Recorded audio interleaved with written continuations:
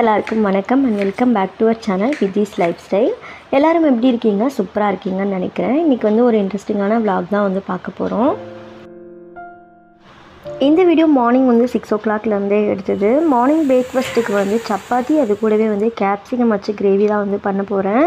இதுக்கு வந்து கொஞ்சமா ஆயில்ல வந்துட்டு பட்டை, கிராம்பு, ஏலக்காய், பிரிஞ்சி இலை இதெல்லாம் வந்து ஆட் பண்ணிக்கலாம்.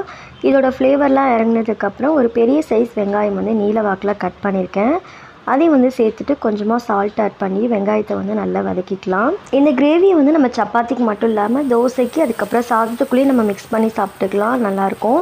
வெங்காயம் வந்து வதங்கினதுக்கப்புறமா இதில் வந்து 2 தக்காளி எடுத்திருக்கேன். தக்காளி அதுக்கப்புறம் வந்து கட் பண்ணி வச்சுருக்க கேப்சிகமும் இதில் சேர்த்துட்டு தேவைப்பட்டால் தண்ணி கொஞ்சம் ஆட் பண்ணி இதை க்ளோஸ் பண்ணி நம்ம வந்து வேக வச்சு எடுத்துக்கலாம். கேப்சிகம் வந்து 3/4 பதத்துக்கு வேகிற அளவுக்கு நம்ம வந்து வேக வச்சுக்கலாம். நல்லா குக் ஆனதுக்கு பிறகு கொஞ்சமாக வந்து மஞ்சள் தூள், காரத்திற்கு வந்து மிளகாய் தூள், அதே மாதிரி கலருக்காக வந்து கொஞ்சமாக வந்து காஷ்மீர் மிளகாய் தூள் வந்து சேர்த்துருக்கேன். 3/4 ஸ்பூன் அளவுக்கு கரம் மசாலா, தேவைக்கேற்ப வந்து சால்ட் சேர்த்துட்டு கொஞ்சமாக தண்ணி ஆட் பண்ணி மசாலாவோட ராஸ்மல்லாம் போகிற அளவுக்கு நம்ம வந்து வதக்கிக்கலாம். இதில் வந்து பொட்டேட்டோ, கேரட் இதெல்லாம் கூட நம்ம வந்து ஆட் பண்ணி பண்ணோம்னா இந்த கிரேவி வந்து சப்பாத்திக்கு வந்து ரொம்ப நல்லாயிருக்கும். இதோட ராஸ்மல்லாம் போனதுக்கு பிறகு நம்ம வந்து சப்பாத்தி கூட வச்சு நம்ம சர்வ் பண்ண வேண்டியது தான். இன்றைக்கி லஞ்ச் பாக்ஸுக்கு வந்துட்டு கேப்சிகம் வச்சு சிம்பிளான ஒரு ரைஸ் தான் வந்து பண்ண போகிறேன். அதுக்கு சைடிஷாக வந்து உருளைக்கிழங்கு வந்து ஃப்ரை பண்ணி கொடுத்துட போகிறேன். அதுக்கு கொஞ்சமாக ஆயில் சேர்த்துட்டு அதில் வந்து உருளைக்கிழங்கு வந்து இந்த மாதிரி நீல வாக்கில் கட் பண்ணி சேர்த்துருக்கேன். அதில் சால்ட் ஆட் பண்ணிவிட்டு உருளைக்கிழங்கு 3/4 பதத்துக்கு ஃபஸ்ட்டு நம்ம வந்து வேக வச்சுக்கணும். உருளைக்கிழங்கு வந்துட்டு 3/4 பதம் வெந்ததுக்கு பிறகு இதில் வந்து மஞ்சள் தூள், காரத்திற்கு வந்து தேவையான அளவுக்கு மிளகாய் தூள் ஆட் பண்ணிவிட்டு சிம்மில் வந்து ஒரு 5 minutes வந்து மிக்ஸ் பண்ணி எடுத்தோம் அப்படின்னா உருளைக்கிழங்கு ஃப்ரை வந்து ரெடி ஆகிடும். ரொம்ப சீக்கிரமாகவும் பண்ணிடலாம். வீட்டில் வந்து வெரைட்டி ரைஸ் வந்து ட்ரை பண்ணும்போது இந்த மாதிரி உருளைக்கிழங்கு ஃப்ரை வந்து இப்படி கொடுத்து விட்ருவேன். ஏன்னா வந்து வெரைட்டி ரைஸ்க்கு வந்துட்டு உருளைக்கிழங்கு காம்பினேஷன் வந்து ரொம்ப நல்லாயிருக்கும்.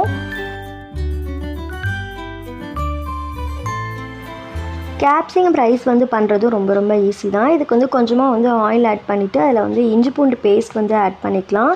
இஞ்சி பூண்டு பேஸ்ட் வந்து பார்த்திங்கன்னா நான் இஞ்சி பூண்டே வந்து லைட்டாக வந்து தட்டிட்டு ஆட் பண்ணிக்கிறேன். இதோட ஃப்ளேவர் இறங்கினதுக்கு பிறகு ஒரு பெரிய சைஸில் இருக்க வெங்காயம் வந்து நம்ம வந்து ரொம்ப மெலீஸாக நம்ம வந்து கட் பண்ணி எடுத்துக்கலாம். அதையும் வந்து சேர்த்துட்டு கொஞ்சமாக வந்து சால்ட் ஆட் பண்ணிவிட்டு வெங்காயத்தை வந்து கோல்டன் ப்ரௌனுக்கு வர அளவுக்கு நம்ம வந்து வதக்கி எடுத்துக்கலாம். இதில் வந்து நம்ம எந்த ஒரு சாஸுமே ஆட் பண்ணாமல் நம்ம வந்து ஹெல்த்தியாக தான் வந்து பண்ண போகிறோம். வெங்காயம் வந்து நல்லா கோல்டன் ப்ரௌனுக்கு வதங்கினதுக்கு பிறகு இதில் வந்து ஒரு பெரிய சைஸில் இருக்க தக்காளி, அதே மாதிரி ஒரே ஒரு கேப்சிகம் வந்து சேர்த்துருக்கேன். கேப்சிகமும் தக்காளியும் வந்து பார்த்திங்கன்னா 3/4 பதத்துக்கு நல்லா வந்து வேகணும். வெந்ததுக்கு பிறகு நம்ம வந்து மசாலா ஆட் பண்ணிக்கலாம். காஷ்மீரி சில்லி பவுடர் வந்து 1 ஸ்பூன் அளவுக்கு சேர்த்துருக்கேன். இது வந்து ஆப்ஷனல் தான். காரத்துக்கு வந்து 1/2 ஸ்பூன் அளவுக்கு மிளகாய் தூள் வந்து சேர்த்துருக்கேன். உங்களோட காரத்துக்கு ஏற்ப நீங்கள் வந்து அட்ஜஸ்ட் பண்ணிக்கோங்க.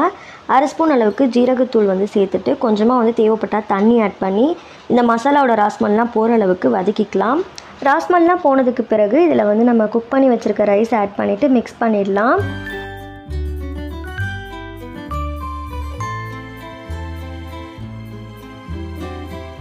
லாஸ்ட்டாக வந்து இதில் 1/2 ஸ்பூன் அளவுக்கு மிளகுத்தூள், அதுக்கப்புறம் தேவைக்கேற்ப வந்து சால்ட் ஆட் பண்ணிவிட்டு நம்ம க்ளோஸ் பண்ணி ஒரு 5 minutes குக் பண்ணி எடுத்தோம் அப்படின்னா கேப்சிகம் ரைஸும் ரொம்ப சூப்பராக ரெடி ஆகிடும்.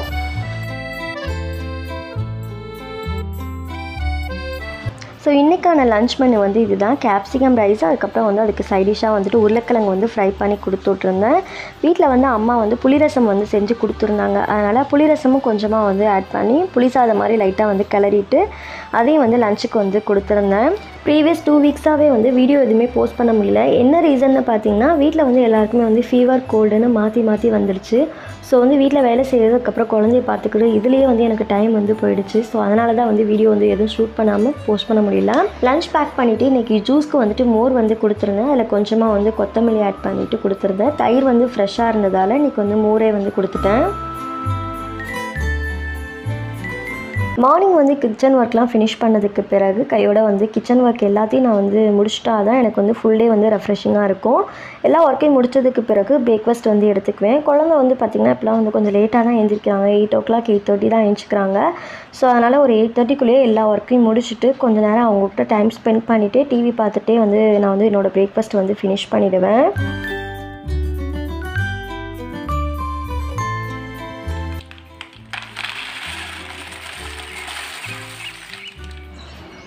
பேபி வந்து காலையில் லேட்டாக எழுந்திரிக்கிறாங்க. அதனால தான் வந்து காலையிலேயே எல்லா ஒர்க்கும் பண்ண முடியுது. அப்படி இல்லை ஒரு சில நாளெல்லாம் சீக்கிரம் எழுந்திரிச்சிட்டாங்க அப்படின்னா என்னால் எந்த ஒர்க்கும் பண்ண முடியாது. ஸோ அப்படியே வந்து அந்த ஒர்க்கை வந்து அப்படியே போட்டுட்டு தூங்குகிற டைமில் தான் வந்து எல்லா ஒர்க்கையும் நான் பண்ணுவேன்.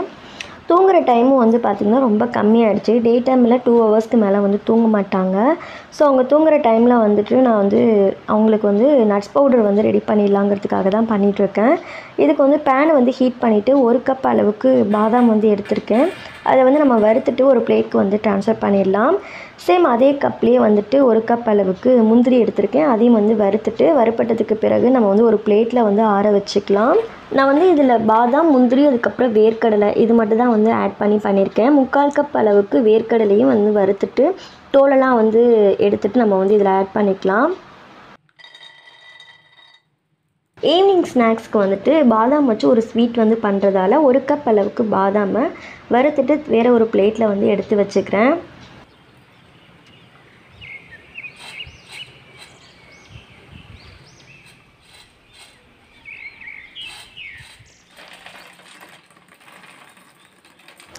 நட்ஸ் பவுடர் வந்து அரைக்கிறதுக்கு முன்னாடி இதை வந்து நல்லா ஆறியிருக்கணும்.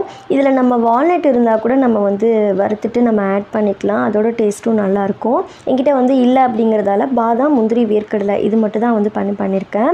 நம்ம வந்து மிக்சியில் அரைக்கும்போது பல்ஸ் மோடில் வச்சு தான் வந்து அரைக்கணும். அப்படி இல்லை அப்படின்னா வந்து ஸ்பீடு வந்து ஏற்றணும் அப்படின்னா நமக்கு வந்து எண்ணெய் வந்து பிரிஞ்சு வந்துடும். ஸோ வந்து நமக்கு பவுடராக கிடைக்காது, ரொம்ப வந்து டைட்டாக ஆகிடும்.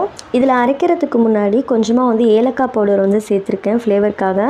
இது ஒரு பிளேட்டில் ட்ரான்ஸ்ஃபர் பண்ணிவிட்டு ஆறுனதுக்கு பிறகு ஒரு கிளாஸ் கண்டெய்னரில் வந்து ஸ்டோர் பண்ணி நம்ம வந்து யூஸ் பண்ணிக்கலாம். இது வந்து குழந்தைங்களுக்கு வந்து சாப்பாடு கொடுக்கும்போது இதிலேருந்து 1 ஸ்பூன் வந்து ஆட் பண்ணி டெய்லி வந்து நம்ம குழந்தைங்களுக்கு வந்து கொடுக்கலாம். ஈவினிங் வந்து பாதாமில் வந்து லட்டு மாதிரி பண்ணியிருந்தேன். இது பண்ணுறது ரொம்ப ரொம்ப ஈஸி தான். பாதாம் வந்து 1 கப் அளவுக்கு வறுத்து வச்சுருக்கேன் இல்லையா, அதை வந்து நைஸாக வந்து அரைச்சிக்கலாம். அரைச்சதுக்கு பிறகு இதில் வந்து 1/2 ஸ்பூன் அளவுக்கு ஏலக்காய் தூள், அதுக்கப்புறம் வந்து 1 கப் பாதாமுக்கு ஸ்வீட்டுக்கு வந்து பார்த்திங்கன்னா வெல்லம் வந்து பவுடர் பண்ணி எடுத்திருக்கேன். அது வந்து ஒரு 1/2 கப்லேருந்து 3/4 கப் அளவுக்கு எடுத்துக்கலாம். அதையும் வந்து சேர்த்துட்டு மிக்சியில் வந்து நல்லா நைஸாக வந்து அரைச்சிட்டு கொஞ்சமாக வந்து பார்த்திங்கன்னா நெய் ஆட் பண்ணிவிட்டு இதை வந்து நம்ம லட்டு மாதிரி நம்ம வந்து பிடிச்சு எடுத்துக்கலாம். ஃபஸ்ட் டைம் வந்து இந்த ஸ்வீட் வந்து பண்ணியிருந்தேன். ரொம்ப சூப்பராக இருந்துச்சு. ஃபஸ்ட் டைம் பண்ணதுலேயே எனக்கு வந்து ஃபுல் சாட்டிஸ்ஃபைடாக இருந்துச்சு. இதில் வந்து நெய் கொஞ்சமாக தான் ஆட் பண்ணியிருந்தேன். இது வந்து ஆட் பண்ணலைனாலும் பரவாயில்ல. இது ஃப்ளேவருக்காக தான் வந்து நெய் வந்து ஆட் பண்ணியிருந்தேன். ஒரு 8லேருந்து 10 உருண்டை அளவுக்கு கிடச்சிச்சு. இன்னும் கொஞ்சம் கூட நம்ம ஆட் பண்ணியிருந்துருக்கலாமோன்னு கூட எனக்கு தோணுச்சு. இதோட டேஸ்ட் வந்து ரொம்ப நல்லா இருந்தது அப்படிங்கிறதால நான் வந்து வீட்டில் வந்து ரெடி பண்ணி வச்சுருக்கேன். நட்ஸ் பவுடர்லேயும் கொஞ்சமாக வந்து எக்ஸஸாக இருந்தது. பாட்டிலில் ஃபில் பண்ணிவிட்டு பேலன்ஸ் வந்து கொஞ்சம் வந்து தனியாக வச்சுருந்தேன். ஸோ அதுலேயும் நம்ம ட்ரை பண்ணி பார்க்கலாம் அப்படிங்கிறதுக்காக அதுலேயும் கொஞ்சமாக நெய் ஆட் பண்ணிவிட்டு வெல்லம் வந்து பவுடர் பண்ணி வச்சுருந்தேன். ஸோ அதையும் வந்து ஆட் பண்ணி லட்டு மாதிரி வந்து பிடிச்சிருந்தேன். அதோட டேஸ்ட்டும் ரொம்ப நல்லா இருந்தது. நட்ஸ் பவுடர் வந்து நம்ம வந்து ஃப்ரிட்ஜில் வந்து ஸ்டோர் பண்ணி 1 மந்த்துக்கு கூட நம்ம வந்து யூஸ் பண்ணிக்கலாம், கெட்டு போகாது. நான் பாதாமில் லட்டு பண்ணியிருந்தேன் இல்லையா, சேம் அதே மெத்தடில் தான் வந்து நட்ஸ் பவுடர் வச்சு வந்து லட்டு வந்து பண்ணியிருந்தேன். ரொம்ப டேஸ்ட்டு நல்லா இருந்தது. கண்டிப்பாக நீங்களும் ட்ரை பண்ணி பாருங்கள். இந்த வீடியோ உங்களுக்கு பிடிச்சிருக்குன்னு சொல்லி நினைக்கிறேன். வீடியோ பிடிச்சிருந்தனா லைக் பண்ணுங்கள். இப்போ தான் என் சேனலை நீங்கள் ஃபஸ்ட் டைம் பார்க்குறீங்க அப்படின்னா மறக்காமல் சப்ஸ்கிரைபும் பண்ணி வச்சுக்கோங்க. இன்னொரு வீடியோவில் உங்களை சந்திக்கிறேன். அது வரைக்கும் பாய்.